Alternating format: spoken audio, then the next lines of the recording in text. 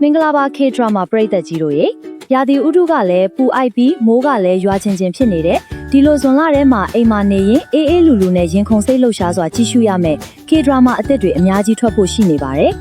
ပရိသတ်တွေအကြိုက်ဆုံးမင်းသားမင်းသမီးတွေပြန်လာမဲ့အပြင်ဇလန်းပုံစံတွေကလည်းတကားနဲ့တကားမရိုးရအောင်ဆွဲဆောင်မှုရှိနေတာပါဒီတော့2026ဇွန်လထဲမှာလက်မလွတ်တန်းစောင့်ကြည့်ရမယ် K-drama ဇာတ်ကားကောင်းလေးတွေကဘာတွေဖြစ်မလဲဆိုတာအတူတူကြည့်ရှုလိုက်ရအောင်နော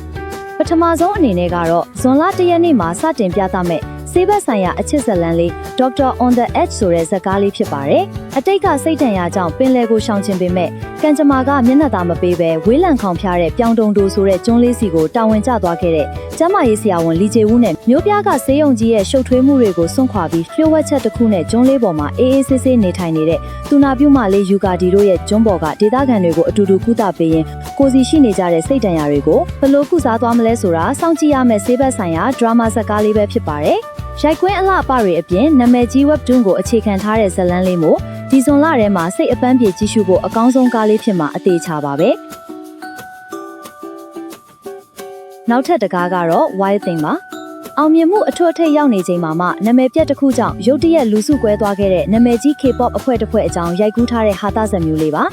ါနှစ်ပေါင်း20ကြာပြီးတဲ့နောက်မှာတော့အဖွဲ့ခေါင်းဆောင်ကသူတို့အဖွဲ့ကိုပြန်စုပြီး comeback stage တစ်ခုလုပ်ဖို့အခွင့်အရေးရလာခဲ့တယ်။ဒါပေမဲ့ပြဿနာကအဖွဲ့ဝင်တွေရဲ့ဘဝတွေကအဖက်ဆယ်မရအောင်ပျက်စီးနေကြတာပဲ။တယောက်က TV အစီအစဉ်တွေမှာရုန်းကန်နေရတယ်။နောက်တစ်ယောက်ကတော့တထေးမိသားစုတဲ့အိမ်အောင်ကျသွားတယ်။တတိယတစ်ယောက်ကတော့တကူတော် album တွေရှုံးနေပြီးအကျွေးတွေပက်လဲဝိုင်းနေတာပေါ့။ဒီလိုရှုပ်ထွေးမှုတွေကြားထဲကနေသူတို့တွေပြန်ဆုံပြီးစင်မြင့်ထက်ကိုပြန်တက်ဖို့ကြိုးစားကြရင်နဲ့ပြိုင်ဘက်ဟောင်းတွေ agency CEO ဟောင်းတွေနဲ့ဘယ်လိုတွေထိတ်တိုက်တွေ့ကြမလဲဆိုတာကိုဟာသနှောပြီးရိုက်ကူးထားတာမို့တကယ်ကိုကြည့်လို့ကောင်းမဲ့ကားလေးပါပဲနောက်ထပ်ကြည့်ရဖို့စီးရင်ထဲပါလာတာကတော့ Teach You a Lesson ပါအခါခါရွှေ့ဆိုင်ခဲ့ရပြီးမှအခုတော့ဇွန်လ9ရက်နေ့မှာ Netflix ကနေပြသတော့မယ်လို့အတည်ပြုလိုက်ပါပြီဒီကားကပရိသတ်တွေကြားမှာဝေဖန်စရာတွေရှိနေသလိုတစ်ဖက်မှာလည်းတော်တော်လေးစောင့်ကြည့်နေကြတဲ့ကားတကားပေါ့ True Education လို့လည်းလူသိများတဲ့ဒီ series ဟာနာမည်ကြီး webtoon ကိုအခြေခံထားတာဖြစ်ပြီးမင်းသားကင်မူရိုးကဆရာတွေရဲ့ရပိုင်ခွင့်ကိုကာကွယ်ပေးတဲ့အဖွဲ့ကအရာရှိနားဝခြင်းအဖြစ်သရုပ်ဆောင်ထားပါတယ်။ကျောင်းတွေထဲမှာထိမ့်မနိုင်သိမ့်မရဖြစ်နေတဲ့အနိုင်ကျင့်မှုတွေနဲ့အကျင့်ပြတ်ချစားမှုတွေကိုနှိမ်နင်းပြီးစနစ်တကျပြန်ဖြစ်အောင်လုပ်ရတာကသူ့အလုပ်ပေါ့။ဒါပေမဲ့သူ့ရဲ့ကင်တွယ်ပုံတွေကတော့တာမန်မဟုတ်ပဲအကျန်းဖတ်တဲ့အထိဖြစ်တတ်လို့တော်တော်လေးစိတ်ဝင်စားဖို့ကောင်းပါပါ။ကိုရီးယားပညာရေးလောကရဲ့အမှောင်ဘက်ချမ်းကိုပေါ်လွင်အောင်ရိုက်ပြထားတဲ့ဒီကားကထွက်လာရင်တော့လူပြောအများဆုံးကားဖြစ်လာအောင်ပါပဲနော်။နောက်တစ်ခုကတော့ဇွန်လ9ရက်နေ့မှာNetflix မှာပဲထွက်ရှိမဲ့ Husbands in Action ဆိုတဲ့ action comedy ကားလေးပါဇလန်းကတော့စုံတော့ကြောင်စစ်တယောက်နာမည်ကြီးမူရရာစာကိုဖမ်းမိသွားပေမဲ့သူ့ရဲ့ဇနီးဟောင်းကရုတ်တရက်ပြန်ပေးဆွဲခံလိုက်ရတဲ့အခါမှာအခြေအနေတွေကစပြီးရှုပ်ထွေးလာတာပါပိုပြီးပြောင်းဆန်သွားတာကဇနီးဟောင်းကိုကယ်ဖို့အတွက်သူမရဲ့အခုလက်ရှိခင်ပွန်းမင်းစောနဲ့လက်တွဲလိုက်ရတာပါပဲမင်းစောကအေးအေးဆေးဆေးနေတတ်တဲ့တရိတ်ဆန်ဆရာဝန်ဆိုတော့ဒီလို action ခန်းတွေထဲမှာဘာလို့ရမှန်းမသိဖြစ်နေတာပေါ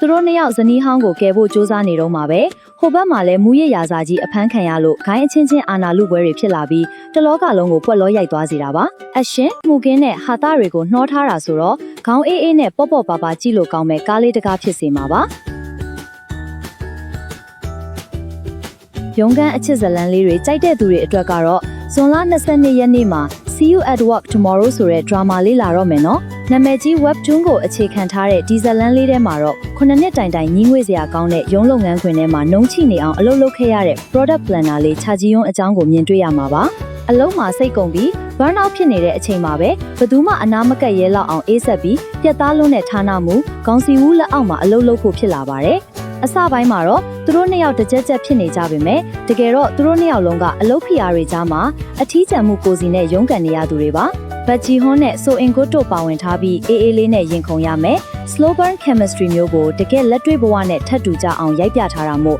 တော်တော်လေးကြည့်ကောင်းပါပါဇွန်လ26ရက်မှာပဲထွက်လာအောင်မယ်နောက်ထပ် action ကားတကားကတော့ဆိုဂျီဆက်ရဲ့ Agent Kim Reactivated ပါအရင်ကလျှို့ဝှက် agent ဟောင်းကအတိတ်ကိုဆွန့်လွတ်ပြီးသမီးလေးနဲ့အတူတာမန်ဖခင်တယောက်အဖြစ်အေးအေးဆေးဆေးနေထိုင်နေတာပါဒါပေမဲ့သူ့သမီးလေးကိုရာဇဝတ်ဂိုင်းတစ်ခုကပြန်ပေးဆွဲသွားတဲ့အခါမှာတော့အေးအေးဆေးဆေးနေခြင်းနဲ့ agent ကြီးကပြန်ပြီးနိုးထလာပါတော့တယ်သမီးအတွက်လက်စားချေဖို့မြေအောက်လောကတစ်ခုလုံးကိုပြောင်းဆန်အောင်လုပ်မဲ့ action ခန်းတွေကတော့ဒီနှစ်ရဲ့အလန်းဆုံးတွေဖြစ်မှာပါကဲဒီကားတွေတဲကဘယ်ကားကိုစောင့်ကြည့်ဖို့စည်ရင်းသွင်းထားလဲဆိုတာ comment မှာပြောခဲ့အောင်နော် ဒီလိုမျိုးဗီဒီယိုလေးတွေထပ်ကြည့်ရအောင် follow လုပ်ထားဖို့မမေ့နဲ့အောင်အားလုံးကိုကျေးဇူးတင်ပါတယ်